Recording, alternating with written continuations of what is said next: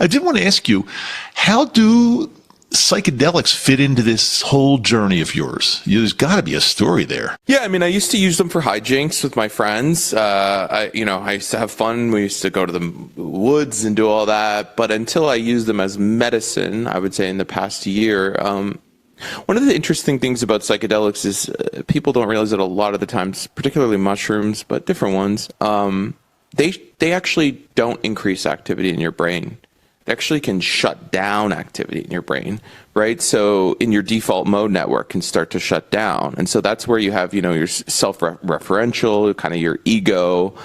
And that's where they can help, not just on the neuroplasticity side of things of changing the way that you think, but what really we're plagued by is, they call it the monster mind, the ego, the thoughts that start to run the show. And for me, ego deaths through psychedelics or using them as tools has allowed me to shift into observer mode. I am not my thoughts. I'm the observer of my thoughts. I'm the awareness behind those thoughts. And the psychedelics has helped me to let the thoughts go by like clouds, not let them run the show, to understand that my default state as awareness is unconditional love. We are not living in lack. There's so much abundance out there. We don't have to live in fear. But when we live in the past or we live in the future or we let the ego run the show, we run into that. And so it's helped me to untangle things, process things, but largely you always kind of harken back to present moment. And that's what I find it's helped me a lot with. And each psychedelic is very different than the other ones. I'd like to know a little bit more about that, but I'm also thinking that even though this show is called Microdose U, I have a slight feeling that you're probably more of a larger dose. I don't think you're, from what you're saying, it doesn't sound like you're microdosing.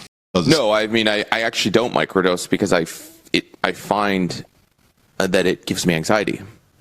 It's almost like I want to break through on the higher dose. I mean, I've done 7 grams of mushrooms, which is the heroic dose. I've also done ketamine therapy. I've done LSD. I tried combo. If you want me to specifically talk about mushrooms, I mean, for me, they function in entirely different ways, that they open up a creative channel for me that's really powerful.